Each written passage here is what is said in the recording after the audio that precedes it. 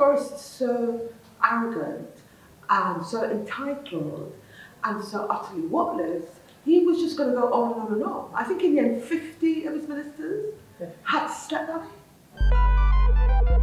Simon asked you about Boris Johnson. Those are questions that I had, but that's not where I was going to start. So, and I heard you use Hardier's picnic. Hardier's, yeah, that's yes. what you would call it. And what this? Yeah, yes. Yes. That is in the end why we got rid of him. You know, because the MPs just saw he was whatless. It was just lie after lie after lie. Boris likes the ladies, right? I mean, he's known for that. And he's been known. Is it a good or bad thing in politics? Well, Boris seems to get away with it. But I mean, Boris has been married 3 times. And if I'm correct, he had 4 children for the second wife. He's got 2 children for the lady that he's with now. Wow. Everyone says that Boris has these outside picnics. And it's a kind of, because he doesn't really acknowledge them, it's hard to be sure how many, but I think it's at least 2.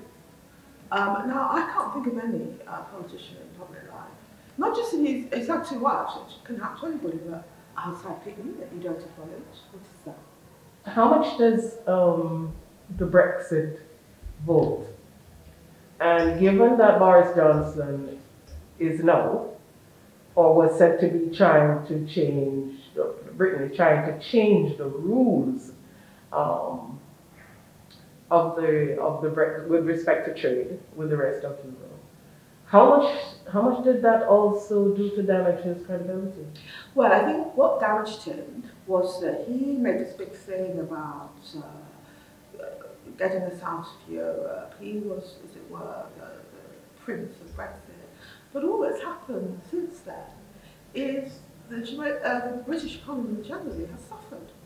And also there was a narrative at the time of Brexit, all these Europeans coming over here, taking our jobs, you know, okay, fine.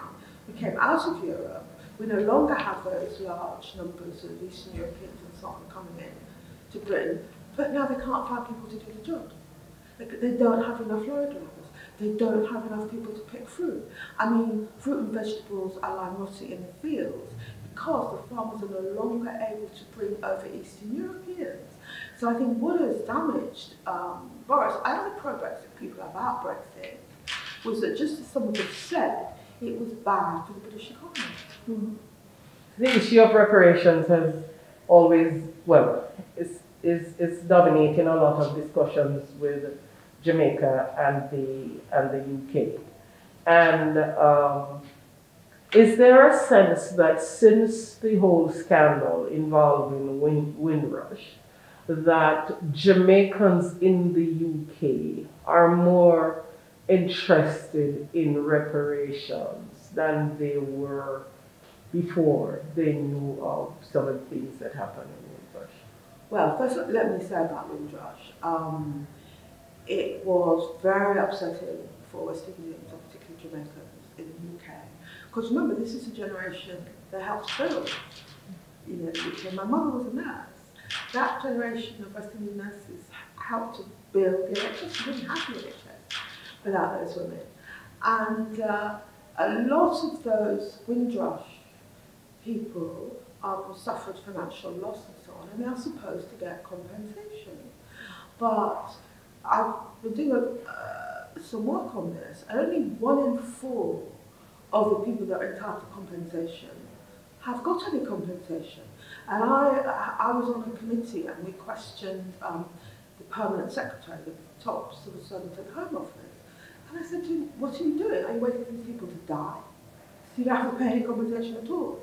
It's a scandal how they have delayed paying out compensation. Do you think that there be